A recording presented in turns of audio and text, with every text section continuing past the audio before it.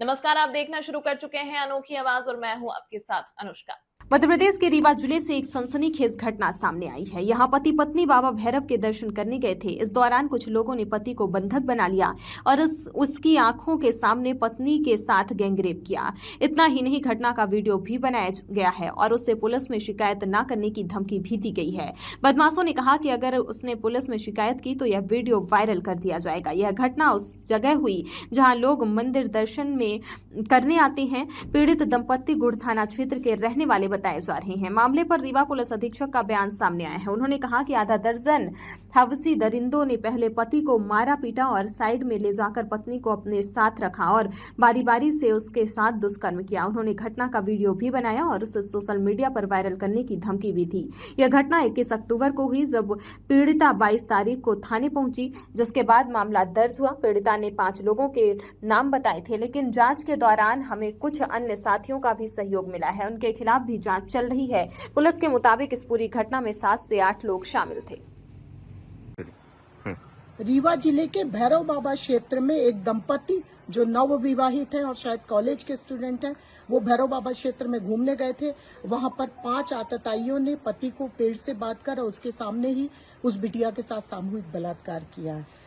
उसके बाद वो सोमवार को गली गली थाना थाना कार्यालयों में घूमती रही कि शायद मदद मिल जाए। उसी दिन मध्य प्रदेश के यशस्वी मुख्यमंत्री मोहन यादव, डिप्टी सीएम और तमाम राष्ट्रीय से लेकर मध्य प्रदेश के नेता रीवा में इन्वेस्टर मीट कर रहे थे और व्यंजनों का लुत्फ उठा रहे थे व्यापारियों के साथ। और वहीं वो लड़की गली गली न्याय मांगने की इच्छा के साथ गली गली घूम रही थी।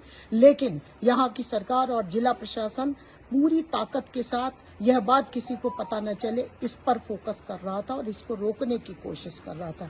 मैं रीवा जिले को किसी भी कीमत पर बिहार नहीं बनने दूंगी और हम लोग उस बिटिया को जब तक न्याय न मिले पूरी ताकत के साथ लड़ाई लड़ेंगे। बेहद शर्मनाक है कि मुख्यमंत्री ने उस बिटिया को जाकर उसके घाव पर मरहम लगाने की कोशिश नहीं करी, उसके न्याय दिलाने की कोशिश नहीं करी, बल्कि मामले को उल्टा दबाने की पुरजोर कोशिश इन्होंने की है। मैं ये बेहद शर्मनाक, निंदनीय और निहायत ही घटिया कृत्य है। मैं इसकी निंदा करती हूँ।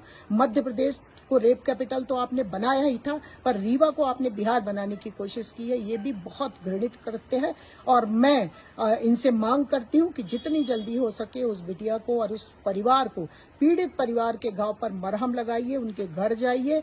और निर्भया फंड सरकार ने बनाया था, मनमोहन सिंह की सरकार ने, उस फंड की आप बंदरबाट कर रहे हैं, लेकिन न्याय दिलाने के लिए आप कोई काम नहीं कर रहे हैं। और यह जो कृत्य आपने किया ये बहुत ही ज्यादा दुखद है और पूरा रीवा जिले के साथ हम सभी शर्मसार हैं कि हमारे यहाँ भी इस तरीके की घटनाएं होने लगी।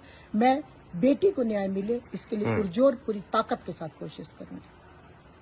बोलना चाहिए। सवाल ये है कि बीजेपी की सरकार चल कैसे रही है। आज रीवा में एक पति को पेड़ से बांध दिया और पत्नी के साथ बलात्कार किया। ये मोहन यादव जी का जंगल राज है। प्रदेशवासियों, लगाम लगाओ। अगर बेटियों का सम्मान बचाना है तो बीजेपी पे लगाम लगाओ।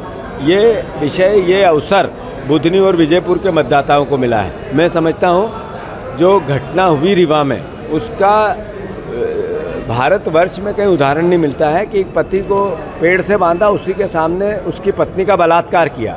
भयावता है। और मोहन यादव जी की सरकार का जो गृह विभाग है कोलैप्स हो गया। मतलब अब गृह विभाग बचा ही नहीं है, अब तो जंगल राज बचा है। उनको एक विभाग बनाना पड़ेगा, जंगल राज विभाग। गोड़ थाना क्षेत्र के एक जो नाला एरिया है, भैरव बाबा मंदिर से करीब 2 किलोमीटर दूर है। वहाँ एक दंपत्ति घूमने गए थे, समय व्यतीत करने गए थे। वहाँ पे पहले से एक ग्रुप 5-6 लोगों का मौजूद था जो कि वहाँ पार्टी कर रहा था।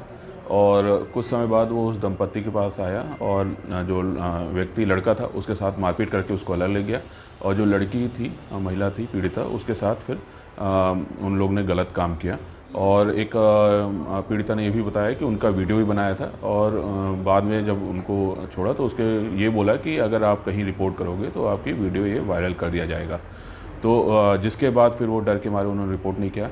लेकिन अगले दिन फिर उन्होंने हिम्मत करके पुलिस को रिपोर्ट किया 22 तारीख को, और जिसके बाद सारी कानूनी प्रक्रिया के बाद 7 बजे इसमें FIR रजिस्टर कर दी गई है 22 अक्टूबर को, और लगातार टीम बना के इसमें पतारसी की गई है। FSL तकनीकी साक्ष्य और मुखबिरों को एक्टिवेट करके लगातार टीम काम कर रही थी, और कुछ संदिग्धों को राउंड अप किया है हमारे कुछ मुखबिर और उनकी मदद से, और जिनसे पूछताछ की जा रही है, और संभवतः आज हम घटना का खुलासा करने में सफल होंगे।